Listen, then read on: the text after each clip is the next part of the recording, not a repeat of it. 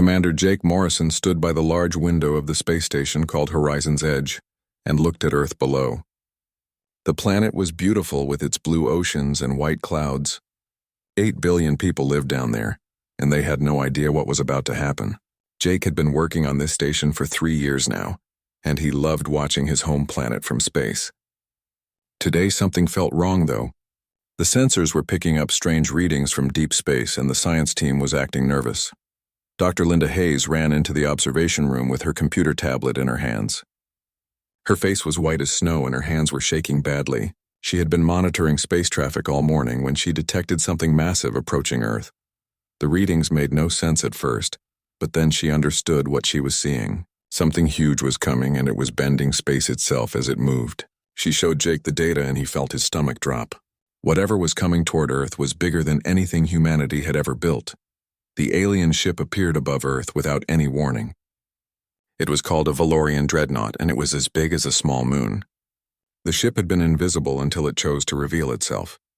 Jake pressed his face against the window and watched in horror as reality itself began to shimmer around his home world. The Valorians had brought a weapon that humanity could not understand or fight against. This weapon did not blow things up or burn them with lasers. It did something far worse. It erased things from existence as if they had never been real at all. Earth began to fade like an old photograph left in the sun. The process took exactly 17 seconds from start to finish. The continents disappeared first, then the oceans, then the atmosphere, and finally the core of the planet itself. When it was over, there was nothing left but empty space. The moon still orbited around the spot where Earth used to be, but now it circled nothing but darkness. The sun's light fell on empty space where a world had existed for billions of years. 8 billion people were gone in less time than it took to tie your shoes. Jake could not move or speak or even breathe properly. His brain refused to accept what his eyes had just seen. Behind him, Linda fell to her knees on the metal floor. She tried to scream, but no sound came out of her mouth. Other crew members rushed into the room, and they all stood frozen in shock and disbelief. Some of them started crying. Others just stared at the empty space with blank expressions on their faces. One young engineer named Pete Lawson vomited in the corner. Only 347 humans survived the erasure. They were scattered across different space stations and ships that happened to be away from Earth when it was destroyed. Some were on deep space research stations like Horizon's Edge. Others were on colony ships heading to distant stars. A few were on military vessels patrolling the outer solar system.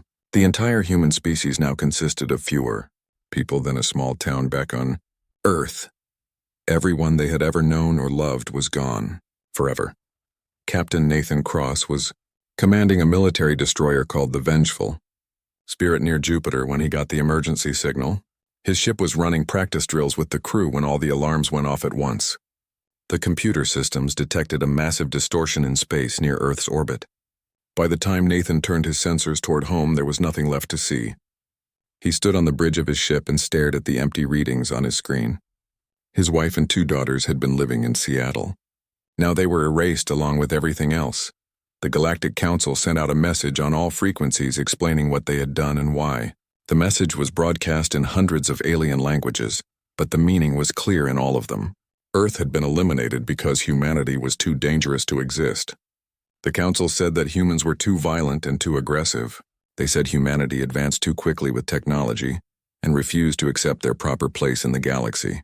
The erasure was regrettable but necessary for the peace and safety of all civilized species. The 12 elder species of the Council had voted, and the decision was unanimous.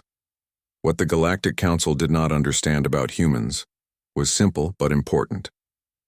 When you take everything away from people, when you murder everyone they love, when you erase their entire world, you create something far more dangerous than what existed before. You create people who have absolutely nothing left to lose.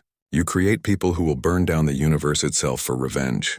The Council had studied human history and human wars. They knew about human violence and aggression, but they had never understood that humans are at their most dangerous when they are desperate and grieving.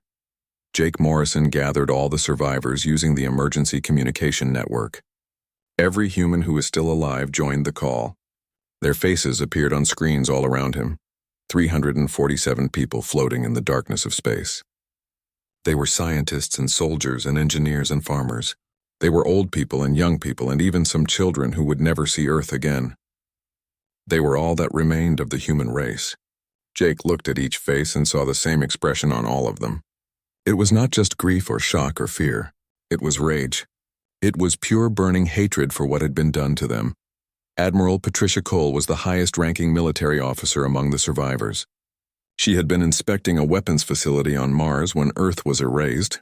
Her voice was steady and strong when she spoke to the survivors, even though tears were running down her face. She told them they would not give up. They would not fade away quietly. They would not accept what the Council had decided. They would survive and grow and learn, and when they were strong enough, they would show the Galactic Council what happens when you try to erase humanity from existence. The survivors began, traveling toward Horizon's Edge because it was the biggest station with the most resources. It would take weeks or months for the furthest ships to arrive, but they were all coming. Jake stood in the observation room and stared at the empty space where Earth used to be. He made a promise to the 8 billion ghosts floating in the void. He promised that their deaths would be avenged. He promised that the Galactic Council would pay for what they had done. He promised that humanity would never forgive and never forget. The Galactic Council had erased Earth from existence. Now humanity would erase the peace that the Council treasured so much. The war had begun. Horizon's Edge became the new home for all of humanity. The space station was built to hold 200 researchers, but now it had to support 347 people. The station was crowded and uncomfortable, but it was all they had. Every corner was filled with supplies and equipment. People slept in shifts because there were not enough beds for everyone. The air recycling systems worked overtime, and sometimes the temperature got too hot or too cold. But nobody complained because they were alive and they had a purpose. Admiral Patricia Cole took command of everything within the first week. She established strict rules and schedules because organization was the only thing keeping them from falling apart. Every person had a job to do, no matter who they were, before Earth was erased. Scientists worked alongside soldiers. Engineers taught farmers how to repair equipment. Everyone contributed because survival required all of them working together. Cole was not cruel, but she was firm. Grief was something they would deal with later when they were safe and strong. Dr. Linda Hayes barely slept anymore.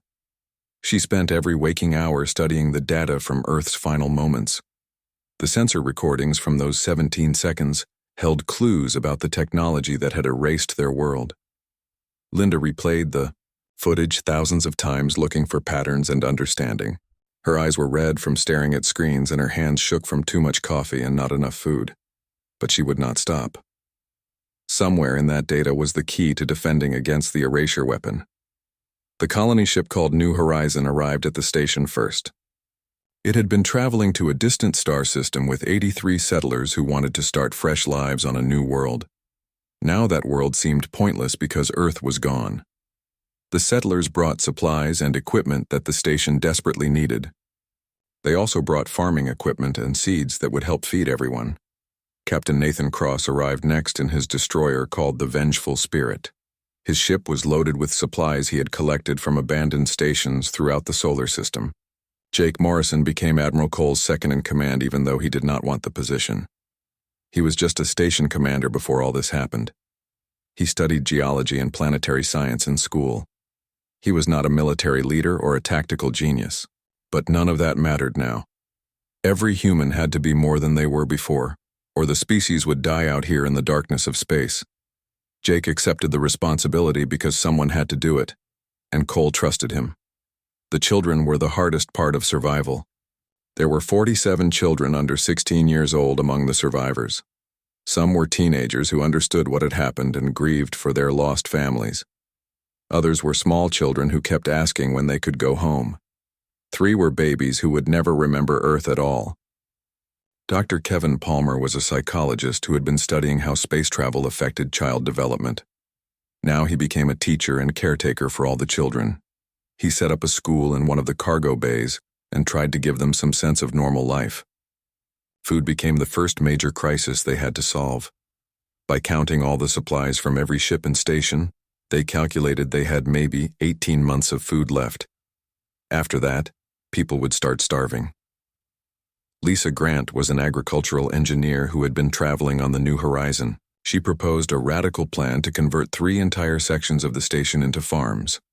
They would grow food using hydroponics and artificial lights.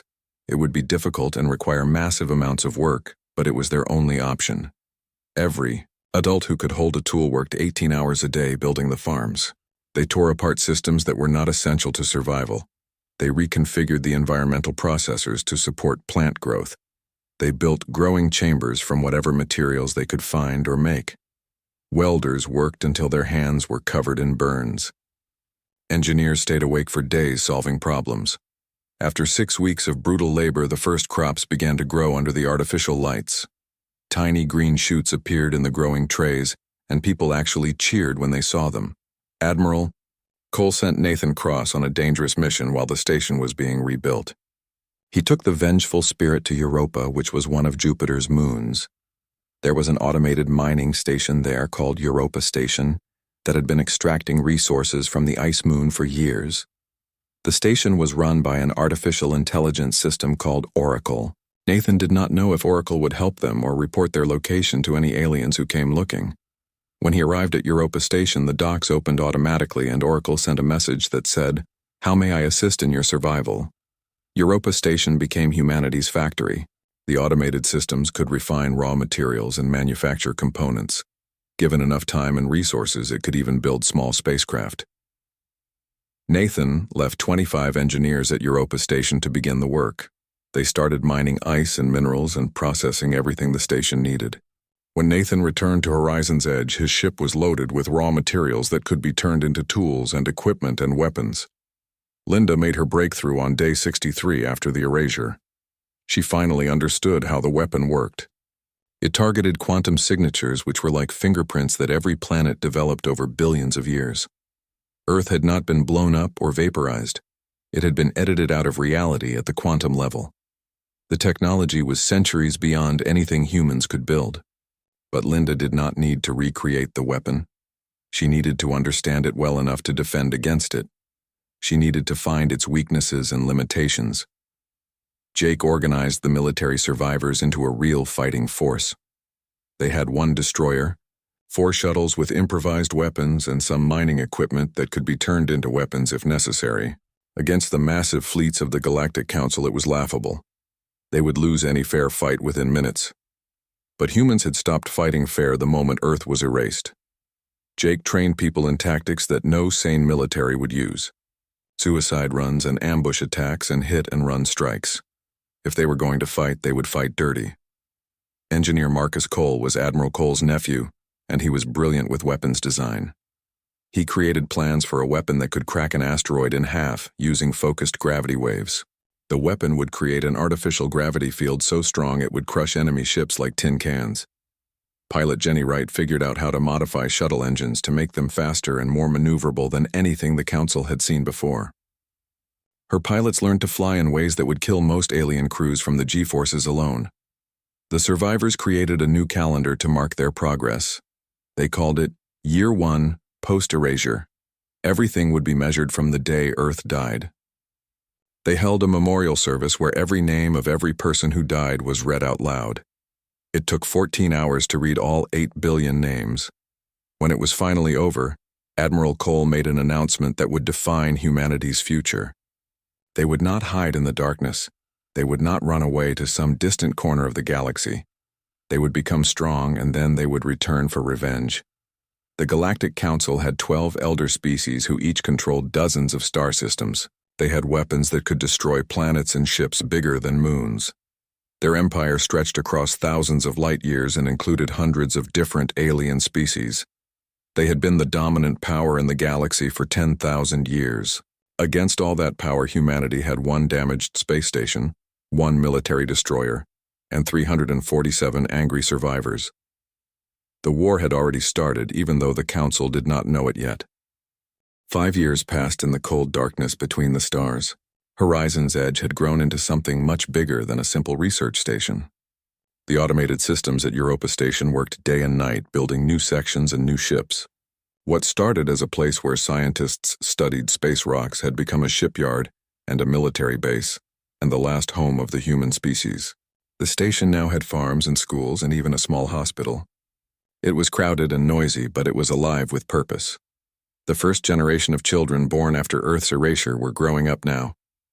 Jake Morrison watched a boy named Danny Cruz take his first wobbly steps in the reduced gravity of the station. The boy was born 6 months after Earth died, so he would never know what real sunlight felt like or what grass looked like, or how rain sounded on a roof. But his eyes were fierce and determined, just like every other human who survived. These children grew up hearing stories about Earth, and they learned to hate the Galactic Council before they learned to read. Dr. Linda Hayes looked older than her years now. Her hair had turned gray and her face had deep lines from stress and lack of sleep. But her mind was still sharp, and her discoveries had changed everything for humanity. She spent 5 years studying fragments of alien technology that had been left behind in the solar system. The Valorians were careless, and they left debris floating in space near where Earth used to be. Linda collected every piece she could find and slowly figured out how their technology worked. The technology fragments contained data that was corrupted and incomplete, but still readable. Linda's team spent 8 months carefully reconstructing the files piece by piece. What they found was incredible. It was a map showing parts of Galactic Council space. The map showed locations of supply depots and communication relays and small outposts that were not heavily defended. It was like the enemy had handed them a treasure map that showed all their weak points. Admiral Cole called it Providence. Jake called it Opportunity. Nathan Cross called it the enemy giving them a knife in the darkness. The destroyer Vengeful Spirit was no longer alone. Europa Station had built 3 new warships over 5 years using salvaged materials and human innovation. The ships were not beautiful and they were not sophisticated, but they could fight. The new ships were named Retribution and Defiance and Reckoning. Each one carried weapons that would have terrified the humans who built them just a few years ago. These were not ships built for exploration or science. They were built for one purpose only, which was war. Marcus Cole's gravity weapon had evolved into something terrifying. The device could create a localized gravity field so strong it would crush metal like paper. It could also rip ships apart by creating different gravity levels on different parts of the hull. The weapon was called the Hammer of Terra, in memory of the lost Earth. Every ship carried at least one hammer, and the crews trained constantly on how to use them effectively. The weapons used enormous amounts of power, but they were devastatingly effective against any target. Humanity's population had grown slowly to 412 people. Every single birth was celebrated like a holiday, because each child represented defiance against the Council's attempt to erase them. Every baby that was born proved that the Galactic Council had failed. The small community on Horizon's Edge was tight-knit, and everyone knew everyone else. They were like a large family united by shared loss and shared purpose. Children grew up surrounded by adults who would die to protect them. Jenny Wright led a squadron of 12 pilots who flew modified shuttles with skill that bordered on insanity. They trained constantly in the asteroid fields of the outer solar system. They practiced flying at speeds that would kill them if they made even a small mistake. They learned to dodge and weave and attack from unexpected angles. When Admiral Cole watched their training exercises, she saw the future of human warfare. It would be fast and unpredictable and absolutely merciless. The Council would never see them coming. The time for hiding ended in Year 5 when a Council scout ship entered the solar system. It was on a routine survey mission, with a crew of 6 Valorian technicians. They came to check that the erasure of Earth was still stable and permanent. The Valorians expected to find empty space and nothing more. Instead, they found Nathan Cross waiting for them in ambush. The Vengeful Spirit had been hiding in the shadow of an asteroid. When the scout ship passed by, Nathan attacked without warning. The Hammer of Terra fired once and crushed the scout ship's engines without destroying the rest of the vessel. The crew inside was knocked unconscious by the sudden G-forces. Nathan's boarding team captured the ship and took the 6 Valorians prisoner. They were the first alien prisoners that humanity had ever taken. The Valorians were terrified when they woke up and realized they had been captured by humans. They thought all humans were dead. Seeing living, breathing humans must have felt like seeing ghosts. Linda Hayes personally questioned the prisoners over many weeks. She used translation software that her team had built from recovered Valorian data. The aliens were confused and frightened, and they answered her questions because they did not know what else to do. Through careful interrogation, Linda learned valuable intelligence. She learned about fleet movements and communication codes. She learned the locations of smaller species who did not like being ruled by the Council. Most importantly, she learned that the Council was not as united as they pretended to be. The 12 elder species that ruled the galaxy were not all friends. The Valorians had carried out the erasure of Earth, but 3 other species had voted against it. The Council was held together by tradition and mutual profit, not by loyalty or trust. There were fractures in their alliance, and those fractures could be exploited. If humanity was smart, they could turn the Council members against each other. A divided enemy was easier to defeat than a united one. Admiral Cole made the decision that would define Year 6 of the post-erasure era. Humanity would launch its first real attack against the Galactic Council. This would not be a desperate ambush or a quick raid for supplies. This would be a planned military strike designed to send a message across the entire galaxy. The message would be simple. Humanity was back, and humanity was dangerous, and humanity would never stop coming for revenge. The target was chosen carefully. It was called Outpost Meridian, and it orbited a red dwarf star 47 light-years from where Earth used to be. The outpost was a supply depot that stored food and fuel and equipment for Council ships passing through that region of space. It was defended, but not heavily. The guards were from a species called the Crete, who served the Council because they were afraid, not because they were loyal. Intelligence suggested that the Crete might not fight very hard if attacked. 4 ships would make the jump to Meridian. The vengeful spirit would lead the attack along with Retribution and Defiance and Reckoning.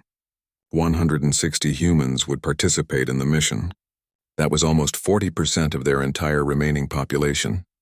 If the attack failed and the ships were destroyed, humanity might never recover from the loss. But Admiral Cole believed the risk was worth taking. They needed to prove to themselves and to the galaxy that they could win. Jake Morrison stood on the bridge of the Retribution preparing for his first real combat mission. Around him were engineers and scientists and farmers who had learned to become warriors. They wore improvised armor and carried weapons they had built themselves. In the view screen ahead, the stars began to stretch and blur as the experimental faster-than-light drive engaged. They were going hunting, and the Galactic Council was about to learn that erasing Earth had been the biggest mistake in their entire 10,000-year history. Humanity was coming, and hell was coming with them. The 4 human warships dropped out of faster-than-light travel at the edge of the Meridian star system. Their hulls were still crackling with strange energy from the jump. Nathan Cross stood on the bridge of the vengeful spirit and watched the sensor displays as they mapped everything in the system. His face showed no emotion, but inside his heart was pounding. This was the moment they had been preparing for over 5 long years. Outpost Meridian hung in orbit around a barren moon that circled a dead planet. The station was huge, with docking bays and storage facilities and living quarters for the crew. 3 Council patrol ships orbited the station on routine guard duty. The ships were sleek and well-maintained. They were designed more for showing the flag than for actual fighting. The entire station had a crew of about 300 aliens from a dozen different species. Against 4 human warships and 160 battle-ready humans, it should have been an even fight. But humanity had stopped fighting fair the day Earth was erased. Jake Morrison commanded the Retribution, and he positioned his ship on the dark side of the moon, where the station's sensors could not detect them. Jenny Wright led her strike squadron of 12 shuttle-sized fighters. They accelerated toward the station from multiple directions, flying in patterns that would look suicidal to any normal pilot. But Jenny had trained her people well. They knew exactly what they were doing, and they were not afraid of dying. Every pilot had lost family on Earth. Death held no fear for them anymore. Linda Hayes watched everything from Horizon's Edge 47 light-years away. Because of the distance in space, she was actually watching events that had happened hours earlier. The light from the battle took time to reach her sensors, but she needed to observe and study how Council forces responded to human tactics. Every bit of information could save lives in future battles. She sat in the command center surrounded by screens and data feeds watching history unfold. The attack began at exactly 0400 hours station time. The Defiance and Reckoning opened fire at the same instant.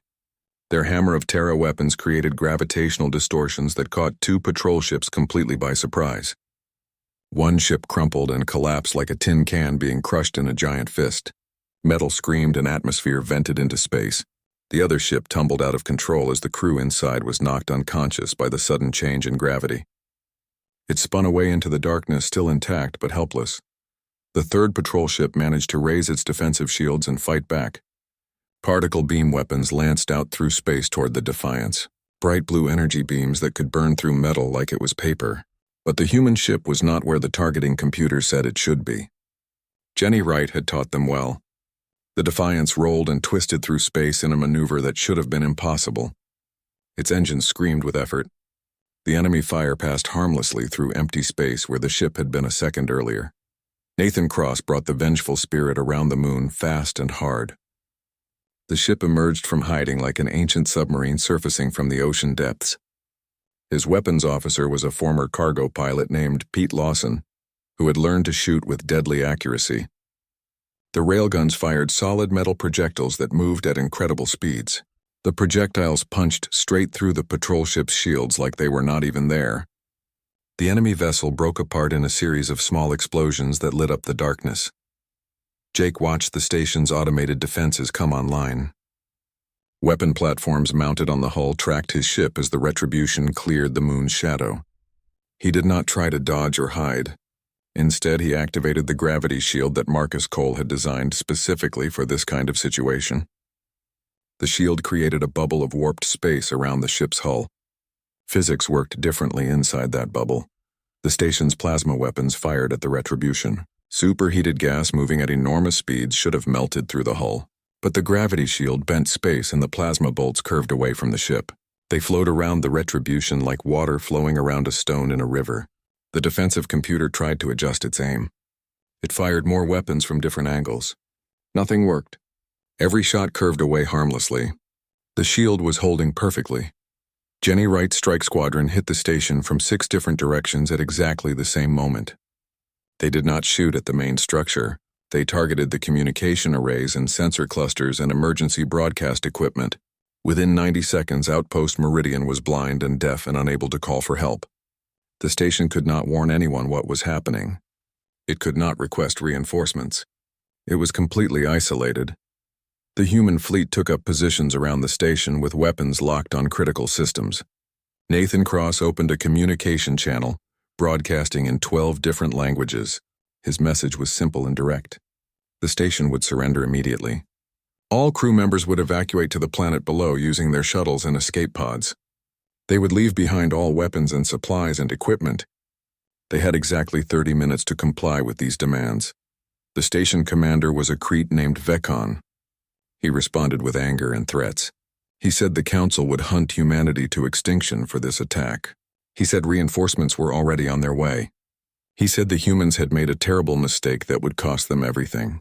Nathan let him talk until he ran out of words. When the alien finally stopped speaking, Nathan replied with just 3 words. 29 minutes remaining. The evacuation started 12 minutes later. Shuttles and escape pods launched from the station carrying terrified Council personnel toward the planet below. They abandoned their posts and their duties and fled for their lives. The Crete went first, followed by the other species. They left behind a fully stocked supply depot with months' worth of food and fuel, and equipment meant to supply 300 beings. All of it was now human property. Jake led the boarding party himself. 40 humans in improvised combat armor moved through the empty station corridors. They moved with military precision, covering each other and checking every corner. They encountered no resistance at all. The station was completely abandoned. Only automated systems were still running. Empty corridors echoed with the sound of human boots on metal floors. The humans worked with desperate speed and efficiency. Food was transferred to the warships first, then medical supplies and technical components and raw materials. Anything useful was stripped from the station in an organized operation that had been planned and practiced many times. Everyone knew their job and did it quickly. They had maybe 6 hours before Council reinforcements might arrive. Every minute counted. Marcus Cole found something precious in the station's secure data storage. Complete navigation charts for this entire sector of Council space. The charts showed locations of other outposts and patrol routes and communication relay positions. Everything a raiding fleet would need to plan future attacks. The data was copied and distributed to all 4 human ships. It was intelligence worth more than all the supplies combined. 6 hours after the attack began, the human fleet prepared to leave. But Admiral Cole had ordered one final message be delivered. Jake Morrison planted the charges personally. Small nuclear devices were placed at critical structural points throughout the station. When the fleet was safely away, the charges would detonate and destroy everything. The Council would get nothing back. The 4 human ships accelerated away from Meridian with their cargo holds full of stolen supplies. Behind them, the station erupted into a brief star as the nuclear charges exploded. Debris scattered across the orbital path in an expanding cloud. But the destruction itself was not the real message. Before leaving, the humans had programmed the communication arrays to broadcast a transmission on all Council frequencies. It played on repeat until the explosions destroyed the equipment. The message was simple. We are humanity. You erased our world. We do not forgive. We do not forget. We are coming. The transmission included coordinates, but they were fake. They pointed to a random empty spot in deep space. Let the Council waste time and resources searching systems that contained nothing. Let them chase ghosts while humanity grew stronger. As the fleet jumped back into faster-than-light travel, Jake Morrison allowed himself a moment of satisfaction.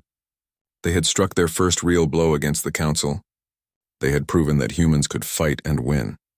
But this was just the beginning. The Council controlled thousands of star systems. Humanity had 4 ships and 400 people. The war had truly started now, and neither side would stop until one of them was completely destroyed.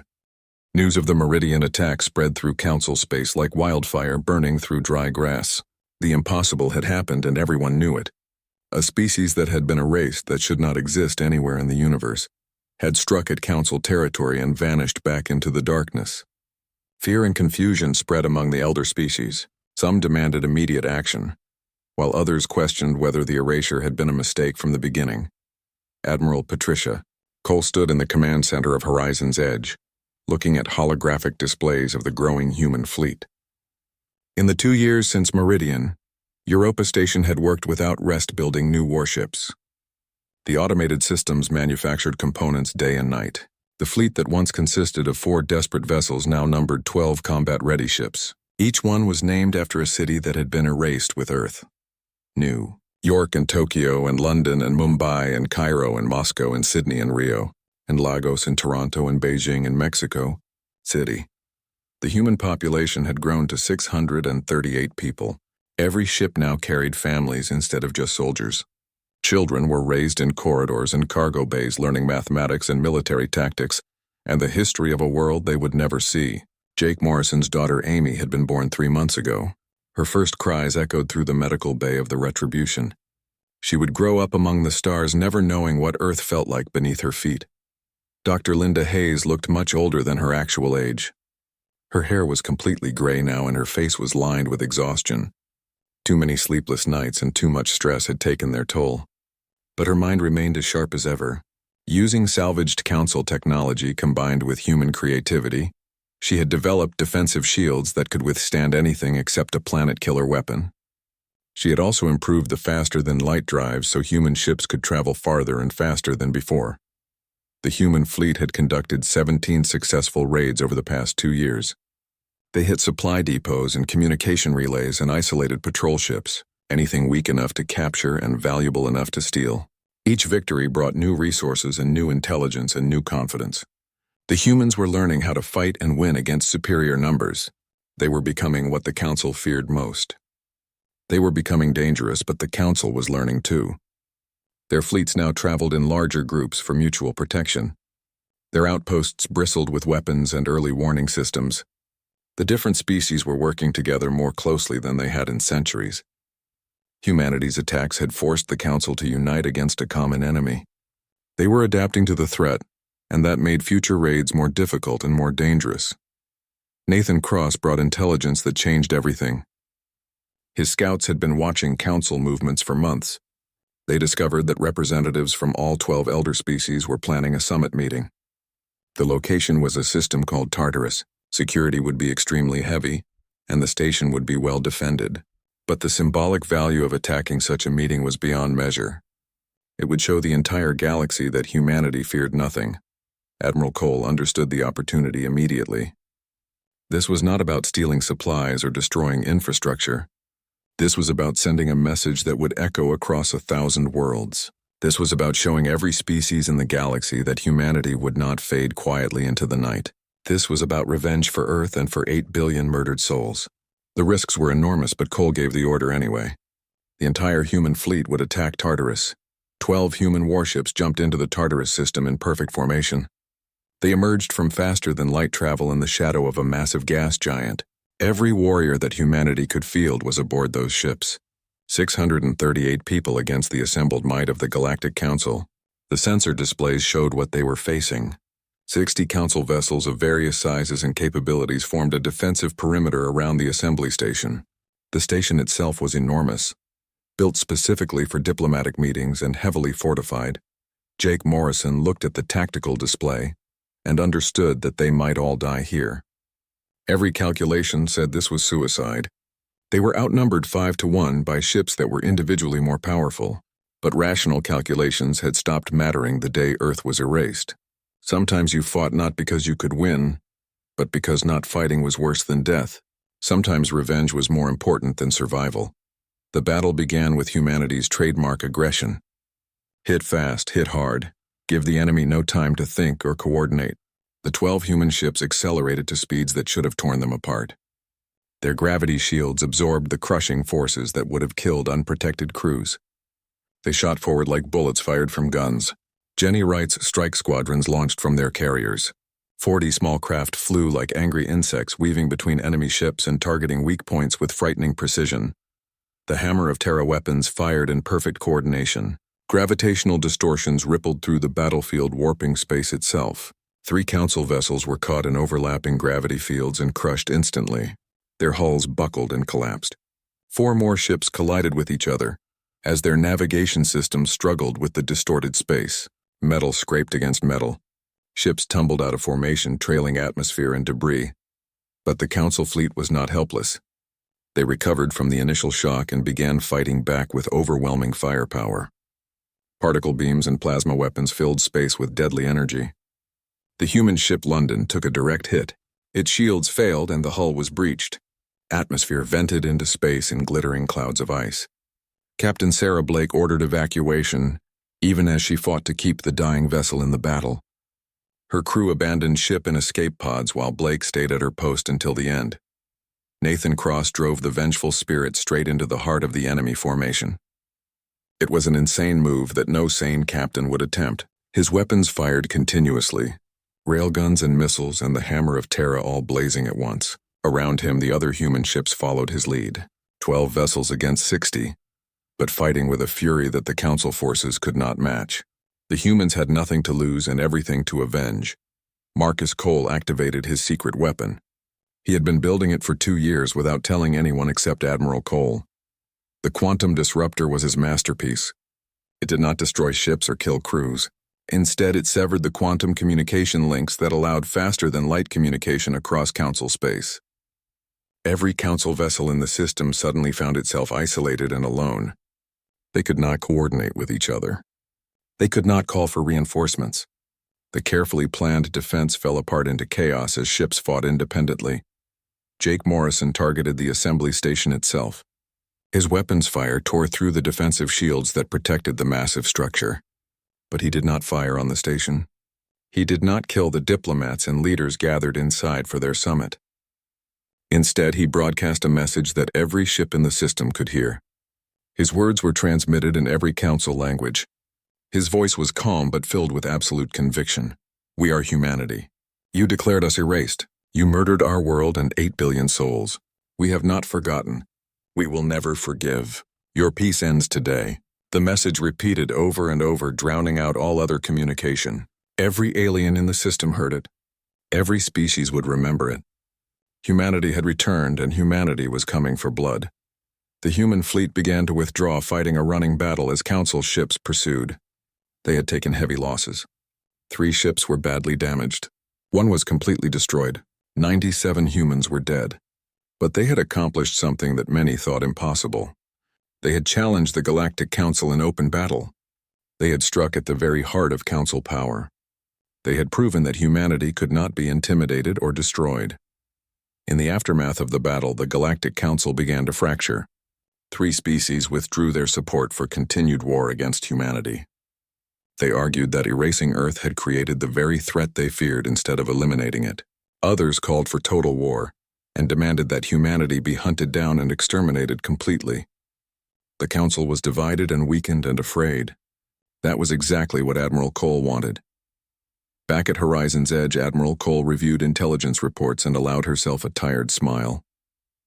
The council was fighting among themselves now. Their unity was cracking. Their confidence was shaken. It was not victory yet, but it was progress. Jake Morrison held his infant daughter in the quiet hours after the battle. Her tiny hand gripped his finger with surprising strength. He thought about Earth and the 8 billion people who would never hold their children again. He thought about the long war still ahead, and the price that would have to be paid. Humanity had been erased from existence. But humanity had returned forged in fire and tempered by loss. The Galactic Council had created their own worst nightmare when they decided humans were too dangerous to exist. The war would continue for years or decades or generations. Humanity would grow stronger with each passing day.